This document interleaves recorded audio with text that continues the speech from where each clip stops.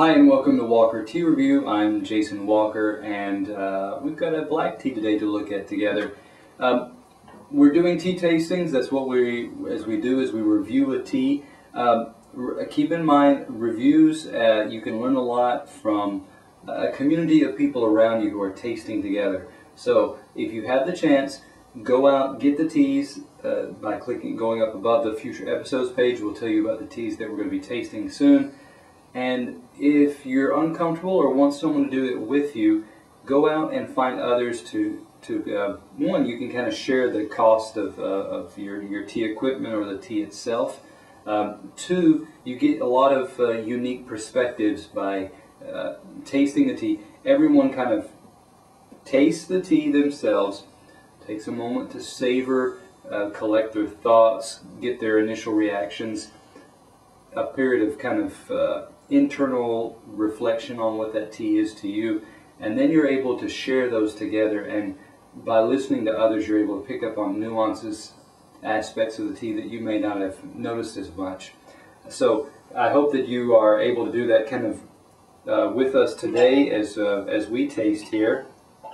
We've got a tea today. It is from RedLantern. It is their PremiumGoldDianHong. We're talking about this tea in just a moment. Get out about a teaspoon here. Now this spoon is going to be, you see it's kind of hanging over the side. And that's not really covering the bottom of my 4-ounce gaiwan, so I need more. I'm adding a little bit more, and that covers and goes a little bit, just a bit beyond covering, so that's a good amount right there.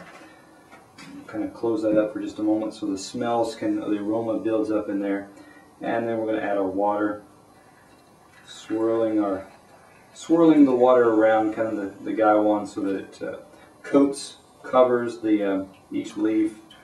I'm actually adding just a few more drops because what I also want to do is make sure that when I put my lid on, a little bit of water that rises above the rim creates a seal, which I have. Good. Set that aside and talk about this tea for just a moment. This is, as we said, from RedLantern. RedLantern is a store that is on eBay, so you'll be able to find information from their website. This is their PremiumGoldDianHong. Dian is a Chinese character that is kind of a traditional or older name associated with Yunnan province. Hong is the color red. In Chinese terminology, black teas are not black, they are red. So what you've got really is a Yunnan black tea. So let's take a look at this tea. 125 grams is available for $17.25 on RedLantern's eBay store. Take a look at this tea. Get a little bit out. You are getting this kind of you're getting these malty type of notes, so it's a bit woody, but the main dominant is grapes. There's a little bit of a grape in there, I should say, not dominant, but the maltiness is the dominant aspect. The grape just jumped into my head.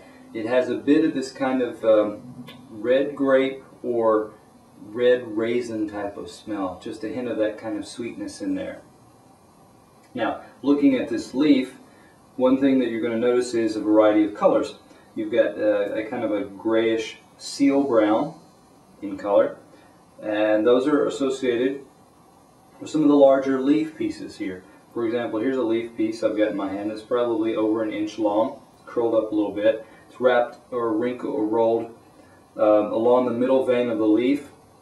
You also have lots of good proportion of yellow, golden looking tips, needles in there as well. That's a positive note.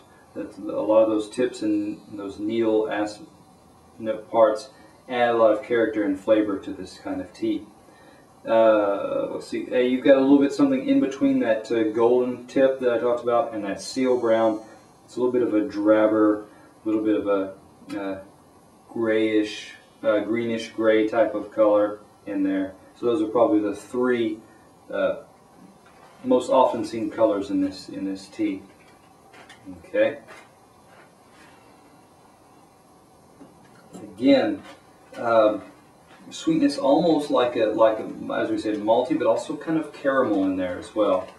So caramel, sweetness, malty aspect as well. Okay, we've had enough time for this tea to steep, so we can start to pour. We've got to get out our tea towel to catch any drips. We're going to angle our lid over to the side so that we have a pouring space created.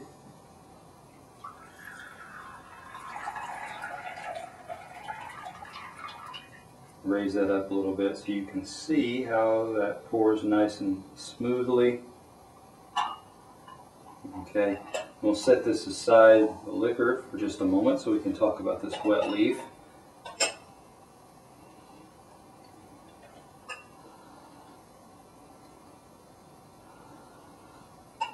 Okay, those grape notes are coming out. It's still malty,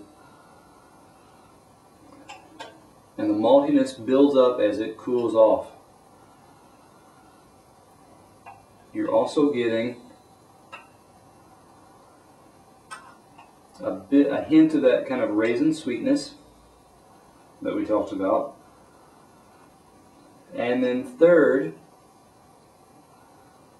is still a sweet potato kind of smell coming off. It's you know, it's a sweetness. It's not a vegetable. It's a kind of an earthy sweetness to it. So so that leaves you with raisin. So you got a little bit of that grape element to it, that sweet potato, and then thirdly is that malty aspect. Okay. Also, as it's cooling off now, you're getting this kind of barnyard, and I mean that in wet straw. There's the element of straw that's soaked up some rain and been piled up there for a while. Kind of a sweet, not hay, but there's a bit of a sweet fermentation going on that you can get in something like a wet straw type element. Let's go on to this liquor. I've got a bowl, or a cup here rather. Inside is white, which is something that I recommend so that you can actually get good comparison off of what the color is compared to the bowl. By using a white bowl, lined bowl, or inside white, the changes in color of your liquor, because of light and shadow, are balanced with the light and shadow on the wall of your cup. So that's a positive aspect. And with this one, you know, a lot of your black teas are called red in Chinese because inside a cup like this, they often give off a more redder tinge. This one, on the other hand, is moving over towards a redder, red over more towards a brown, a rich brown type of color. So that's a positive, rich color that we've got here. Notes on aroma, again, we're getting sweet, and the first note that comes to mind is a raisin type of note that comes to play because there's that sweetness there.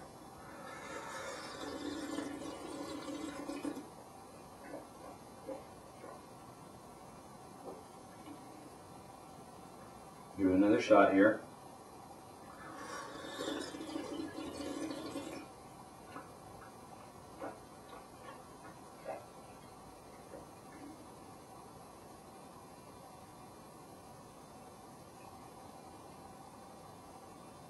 Okay. One, that kind of raisin note still stays. The maltiness is there, more subdued than in some others Yunnan blacks that I've tried. And you know what I'm going to have to do? I'm going to have to step back and kind of look at these leaves just to get an idea if there's any there's any relationship, noticeable keys as to aromas and flavors and the leaf itself. So I've got here a leaf that has almost totally unfurled. It was a single leaf and is wrapped along the length, almost like you would expect from a needle, one of those golden colored leaves that we looked at. Here are some of the wider, broader, rather, leaf that were some of those what we saw as dark gray, grayish brown there. Looking for needles that were golden, have not fully unfurled and are now still delicate looking rust colored needles there. Here's a nice open leaf. A little bit thickness there, a little bit of heft gauge to that leaf. Some elasticity there, so that's a positive note. Okay, but leaves here are reddish in color, fairly consistent over the whole leaf. Looks like more, consistent oxidation there. Now, so moving back over towards our liquor, it's going to get a little confusing as far as stages of taste because we moved back and forth.